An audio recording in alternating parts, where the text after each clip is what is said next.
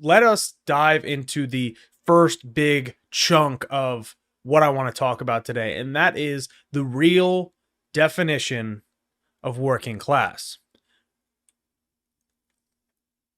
So, if we take the dictionary definition, as I will pull up here, the dictionary definition of working class means of, relating to, derived from, or suitable to the class of wage earners. However, as a noun, and this is wrong. Now, of course, that's my opinion. This is a dictionary definition. However, what I'm talking about is why we must redefine and take back this definition. The second definition here as a noun is the class of people who work for wages, usually as manual labor. And let's dissect why I am talking about it being not just manual labor, and why the first definition, specifically the adjective of being of working class, is more fitting than the colloquial term. So, working class is anybody that works or functionally sells their labor in the capitalist system to make money. Basically, if you have to sell your labor to put food on the table, you are working class. Now, you can be, and this is my extrapolation of what I think as somebody that is a working class person, and I believe that most people would agree with this, but you can be a small business owner, technically a capitalist, and still be working class because you work in the business you own, thus earning your wage in your business. The flip side is, of course, the upper class, or as we will talk about with the analyzing that Fred Hampton does. And if you just know anything, and again, the interesting interplay of all this is that my analysis comes from it as a social democrat. A lot of the terms and phrases I will be using will be almost pulled directly from a critique of capitalism, or you can look at it from a Marxist perspective or even socialist perspective. There are differences. I'm using the terms in these phrases specifically to highlight classes as they're defined. Of course, everyone likes to take things out of context. I am not a socialist, but of course that is the way that people want to frame these things. It is important to note that you can be a social democrat, critique capitalism, critique forms of socialism, maybe want to mend them together to form some sort of hybrid, some sort of new economic system. Again, this is something down the line, but I point this out because throughout this episode, you will hear words like bourgeoisie and you will hear words like proletariat, which are inherently, terms that were used by Marxist critiques. And again, just because if you use Marxist critiques doesn't make you a communist or an anarcho, whatever you want to call it, right? It's just important to know, okay? So there's Eric says, "Coward, be bold." Unfortunately, this is me being bold. So I'm not a. That's the thing, is I am not a socialist, right? So, but again, I think there's value in looking at things through a lens that is critical of capitalism and maybe proposing something that may end up better. So when we draw that line, right, we look at working class. There is what would be the proletariat, defined by the people that we will hear from today, the person I should say. And there is the bourgeoisie, the owner class, the capitalists, and not as in like I define as a capitalist, I like capitalism, but a literal capitalist, meaning owning the means of production. Bourgeoisie can be somebody that doesn't necessarily work for their earnings. So somebody that might make all of their money from maybe a trust fund, might make money from just capital gains, being a landlord, etc. This is where the interplay of and I'll have a clip of Ted Cruz here in a second. The interplay of the working class is not somebody that is just wearing a hard hat. The working class is somebody that sells their labor to a business for its value, where they get paid in wages. That includes people in the factory, that includes people in the farms, that includes people in the coffee shop. And I bring this up because I saw, again, this is a meme, but I saw a picture. And this is actually, I think, in response to Ted Cruz, so we will get to the clip here in a second. It was a picture of, the Chad meme with, a construction worker, someone in a factory, someone in a farm, and a barista at Starbucks. Every single one of those people is working class. Every single person that spends their day selling their labor is working class. And it is vital that we begin, and I won't get too far ahead of myself before we listen to this clip, but it is vital that we analyze the politics of today, the politics of the past, and the politics of the future through an intersectional and class-based lens. Why I say both of those together. If you look back in the history of this country, as we will when we listen to Fred, we have been divided on issues of race, religion, and we continue to be so. And many, many more issues that are social, socioeconomic, but less economic. Things that divide us over the small, minute differences of culture, rather than uniting us around the things that we have in common. And again, this is where the crux of this all comes from. A progressive movement is always going to fight for the ideals of the pursuit of happiness, which entails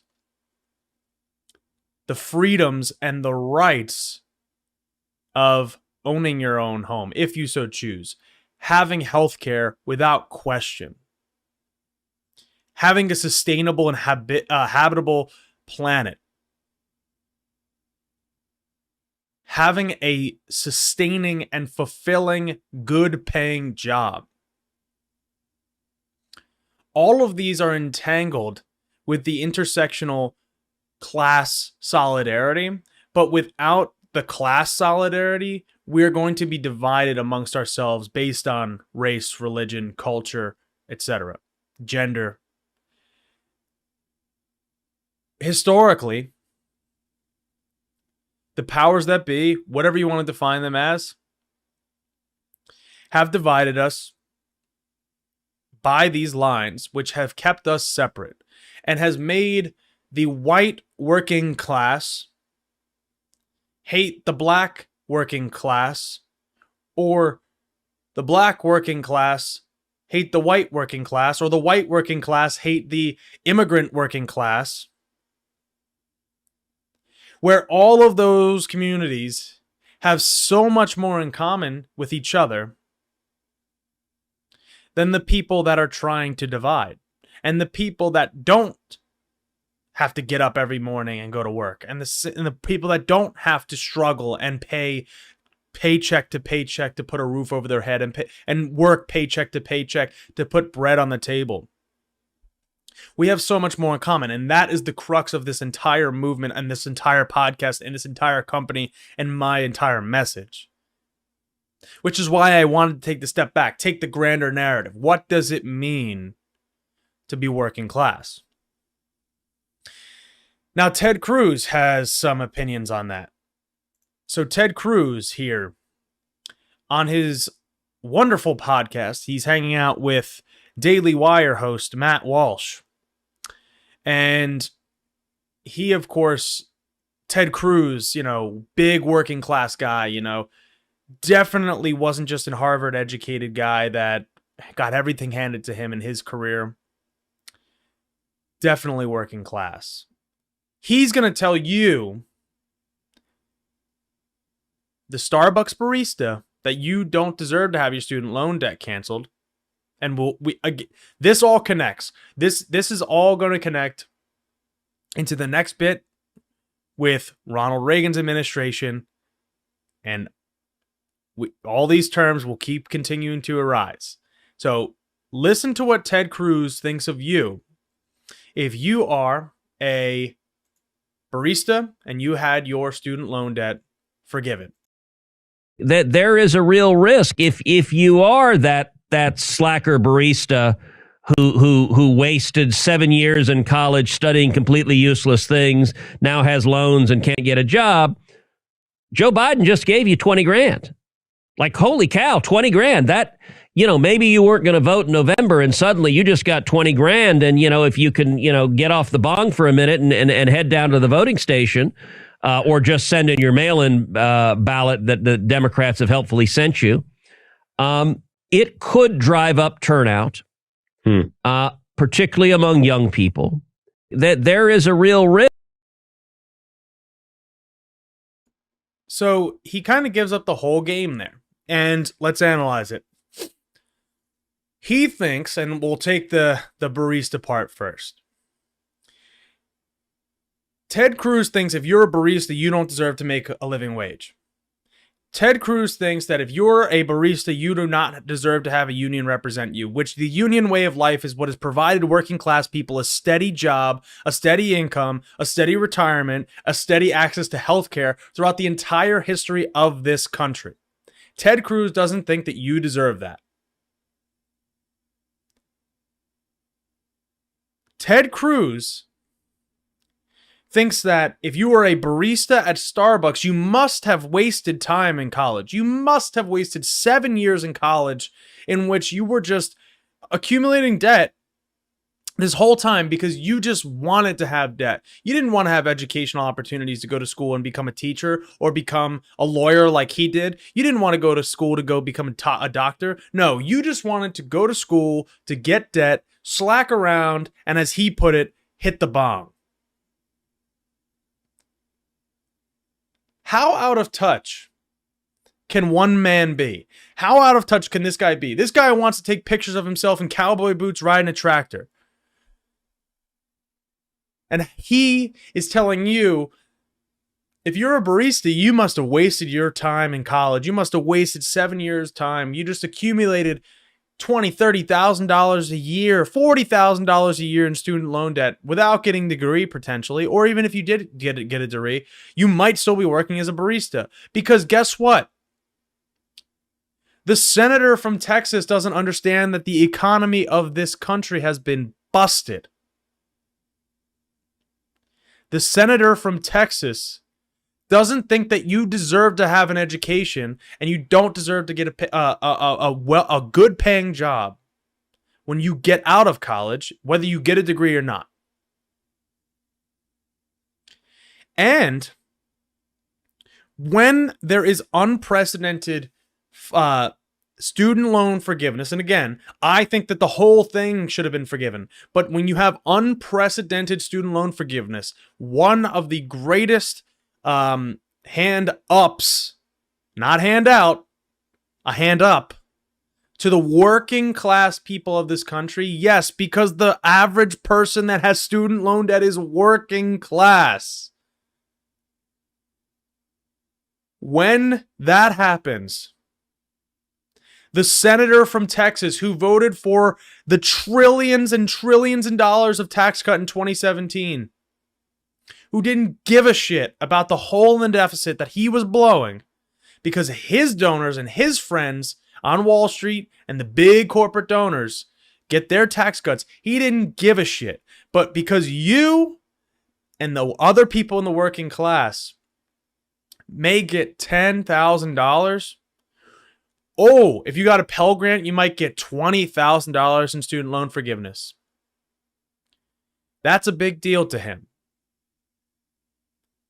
That is his whole argument. And he thinks, and this is actually a different issue, but might as well highlight it while we're here. This guy has the gall to say giving something materially beneficial to the working class people of this country will increase Democratic turnout, and that's a bad thing.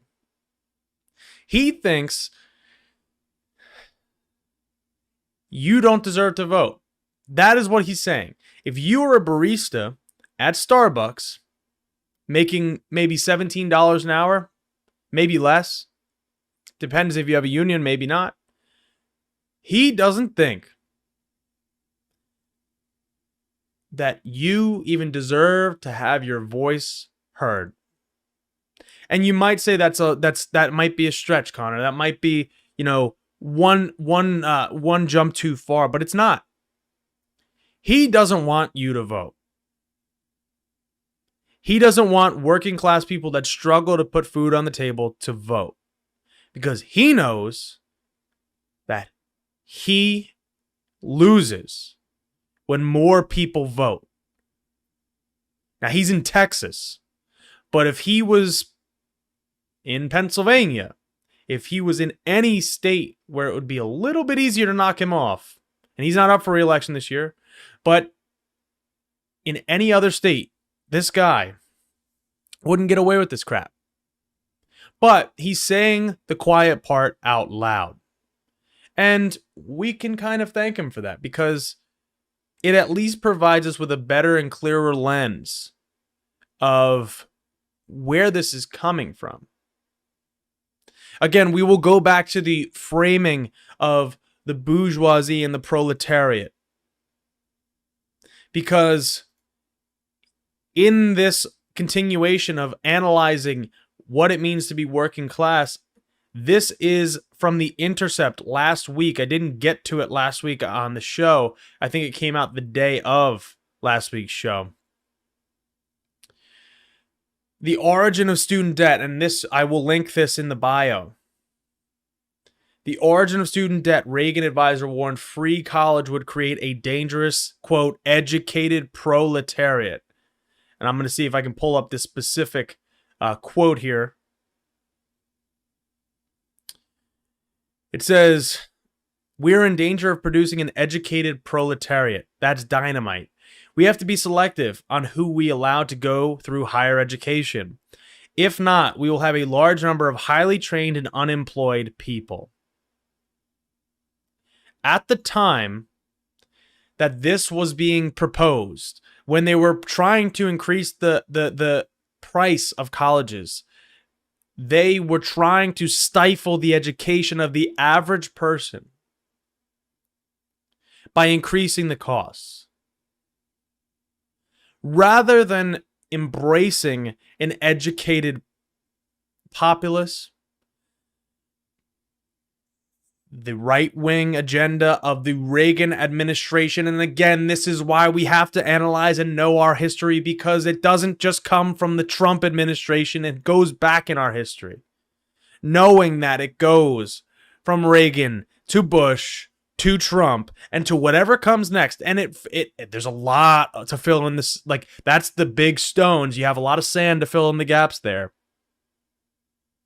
They are afraid of an educated proletariat, an educated populace that will fight back and understand that you have the power to educate yourself. You have the power to become educated and fight back collectively as a class. Not a class of solely white or black or immigrant or native. As the working class collectively saying we deserve better. We deserve better. That is what this country was founded on.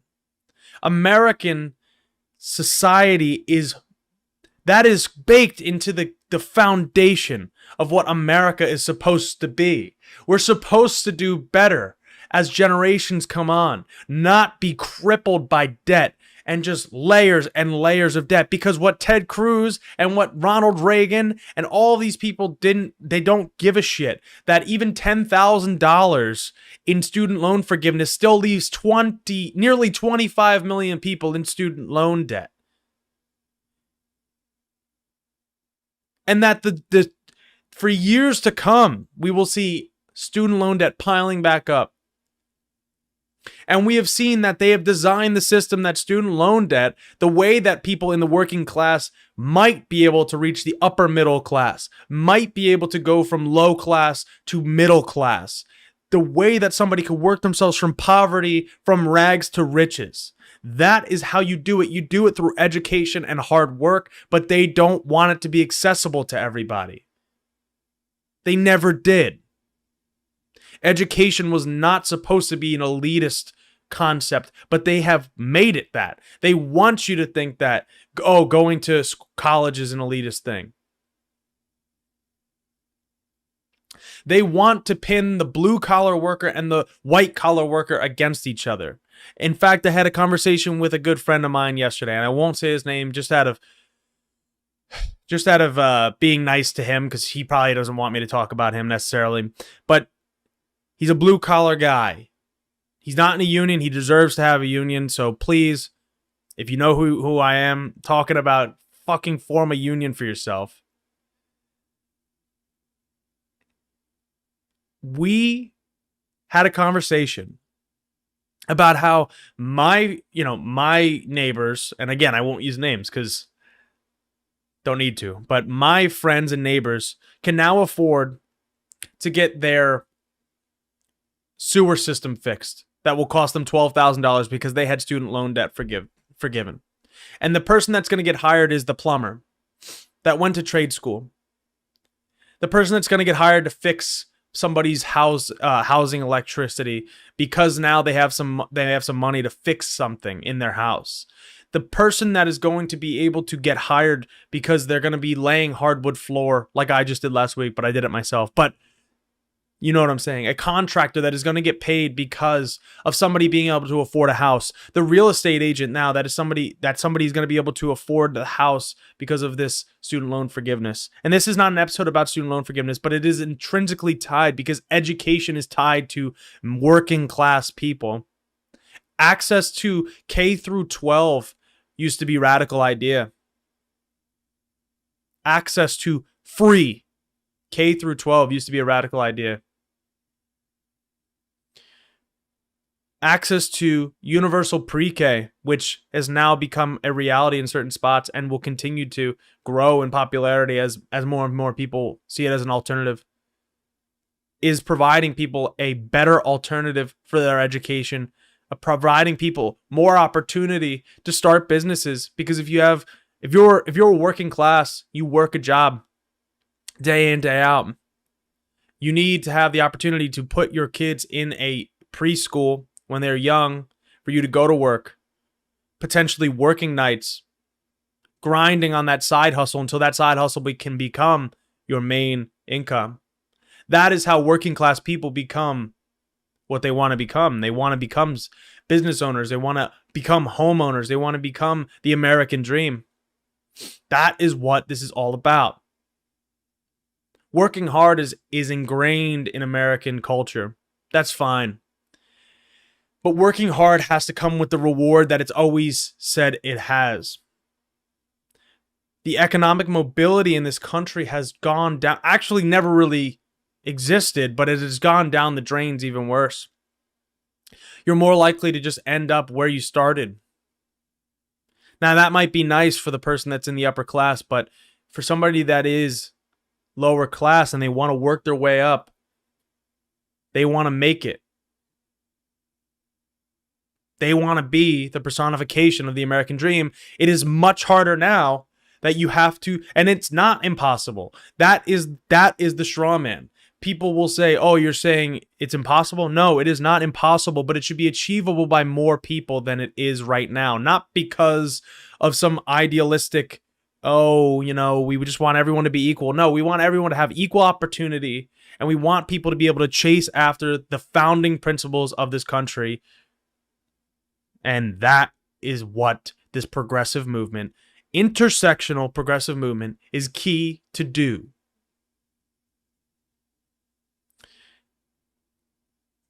We cannot continue to fight and quarrel over, oh, the pay gap between men and women. How about we try to fix this and then move forward together? Why quarrel over, oh, this company is hiring immigrants here instead of hiring people that were born in New Jersey or Pennsylvania or in Massachusetts? Why not say these people are here, whether that be the immigrant, that be the person that's on your block, whether that be that person across the country. These people are here in this country trying to build a better life for themselves. That is what it means to be working class. To build whatever, I guess for a lack of a better word, family dynasty that you will be able to achieve through your blood, sweat, and tears collectively. Sometimes it's not going to the factory. Sometimes the strain is not the same necessarily as sitting in an office as it is climbing skyscrapers and cleaning the windows. But both people deserve to have the opportunity to provide for themselves, their families, and ultimately their children, their grandchildren, generations to come, building towards something greater. Because once the basic needs of the working class are put together, that is when the power dynamics change. That is when we can look up rather than look aside. That is what the whole, if you didn't see the movie Don't Look Up, that is the exact point of that movie. It is, it's literally talking about climate change in that movie, but it is also an intersectional movie looking at class and saying a lot of people would rather look to either side of themselves and blame people next door rather than blaming the systems that have held people, that have oppressed people, or just not provided equal opportunity to people. And they would rather divide on those things than unite and fight together.